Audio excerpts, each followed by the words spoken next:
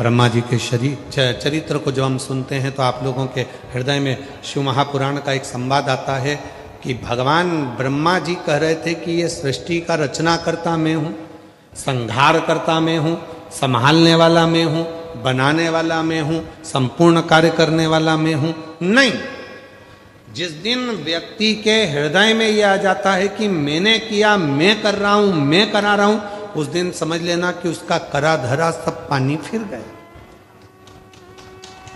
उसका सब करा धरा पानी फिर गया। कई माताएं कह देती हैं वो तो मैं जिंदा हूं तो घर चल रहा है, जिस दिन मैं मर गई आटे दाल का भाव मालूम पड़ जाएगा। बहुओं तुम्हारी हालत ढीली हो जाएगी जिस दिन मैं मर गई। तो बहुओं भी अंदर से सोचती मर जा, क्या होगा? जिस दिन मैं मर गई तो उस दिन आटे दाल का भाव मालूम पड़ जाएगा। मर गए तो क्या होगा? बस इतना होगा, कभी घी घना तो कभी मुट्ठी चना। आज भी घर चल रहा है, कर भी चलेगा, तुम हो तो भी चल रहा है, नहीं होगे तो भी चलेगा। वो तो कोई अंतर तो आना। फिर वो वाला प्रसंग आ गया जो हम पहले कह चुके हैं। एक सेठ जी कह रहे थे मैं मर गया तो मेरे पीछे पूरा परिवार मर जाएगा। इतना चाहते हैं मेरे घर के लोग, इतना प्रेम करते हैं मेरे परिवार के लोग, अगर मैं मर गया मेरे पीछे पूरा परिवार मर जाएगा। एक गुरुजी निकल कर जा रहे थे, उन गुरुजी ने कहा सेठ जी इतना बड़ी बड़ी बात मत करो, मैं हम भी देखें तुम्हारा परिवार का कितना लोग तुम्हारे साथ मर रहा है, लो मरो अब भी कि अब भी मरो। सेठ जी कहने लगे ऐसे कोई मरता है क्या? गुरु जी बोले तुम तो वैसे ऐसे चक्कर खा के पानी पीते पीते लुढ़क जाओ, मैं सबसे कह दूंगा मर गए, हमें देखना है कौन कितना मरता है। अरे गुरु जी मेरी पत्नी इतनी चाहती है अब भी कि अब भी मर जाएगी, मेरा बेटा सारा काम छोड़कर प्राण छोड़ देगा मेरे पीछे, मेरा पोता रो रो के मर जाएगा। इतने में गुरु जी बोले मुझे वही लीला देखना है, तुम मर तो गिर, चक्कर खा के गिर। उसने कहा मैं नहीं गिरता, नहीं मुझे तो देखना है, गिर जल्दी से, और अगर मेरे परिवार को कुछ हो गया तो उसकी गारंटी मेरी, चल लुढ़क।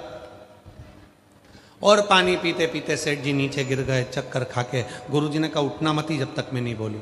डॉक्टर को बुलाया गया, डॉक्टर साहब से किलवा दिया, डॉक्टर साहब बोल दो तुम भी यहीं बैठ जाओ कि ये तो मर गया। डॉक्टर ने कह दिया मर गए। इतने में जैसे ही सुना मर गए, पत्नी धाड़ धाड़ के रोने लगी, अरे स्वामी तुम चले गए, मुझसे कहा तक नहीं, प्रभु तुम चले गए मैं कैसे जीऊंगी। खूब रो रही थी। गुरु जी बोले क्या हो गया बेटा, मेरा स्वामी चले गया। गुरु जी ने अपनी जेब में से एक छोटी सी पुड़िया निकाली, पुड़िया निकाल कर कहा मेरे पास ऐसी दवाई है, तू खाएगी तू मर जाएगी, पति जिंदा हो जाएगा, पति जिंदा हो जाएगा, ले तू खा ले। पत्नी रोते रोते बोली अब तो इनकी उम्र हो गई थी। पति मन में सोच रहा है कल बोल रही थी कि तुम जवान दिखते हो और अभी बोल रही उम्र हो गई थी। पति उठने ही वाला था, इतने में गुरुजी ने चिमटा खोल दिया, पड़े रहे चुपचाप, उठ मत जाना। बेटा आ गया, बेटा रो रहा था। पिताजी ने पूछा तू क्यों रो रहा है? मेरे पिताजी चले गए, किससे कितना लेना था ये भी नहीं बताया।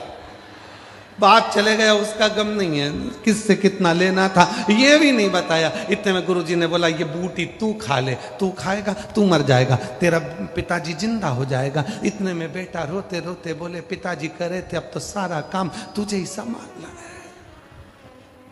पिताजी को शांति से जाने दो। पिताजी बाप सोचने लगा बताओ इकाई की औलाद है।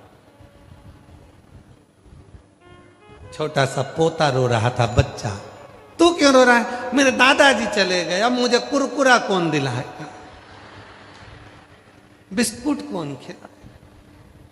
पुड़िया निकाल कर गुरुजी ने कहा ले तू खा ले, तू खाएगा तेरा दादा जिंदा हो जाएगा, तू मर जाएगा।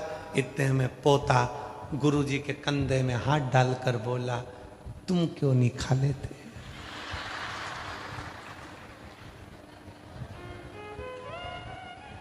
इतने में पत्नी ने भी कहा, गुरुजी तुम तो सन्यासी हो, तुम खा जाओ। बेटा बोला, गुरुजी तुमने तो घर छोड़ दिया, तुम खा जाओ। सब मिलके गुरुजी को खवा रहे पर घर का एक नहीं खा रहा। इतने में गुरुजी ने उठाया, उठ जा, उठ उठ। क्या कहता था, मेरा परिवार मेरा परिवार मेरा परिवार। इतने में सेठ जी उठ के बोले, काय का परिवार, एक भी चेक पे सिग्नेचर नहीं करूंगा, एक भी चेक पे, काय का परिवार। वावारी दुनिया मतलब की दुनिया में किसी वावारी दुनिया मतलब की दुनिया में किसी का कोई।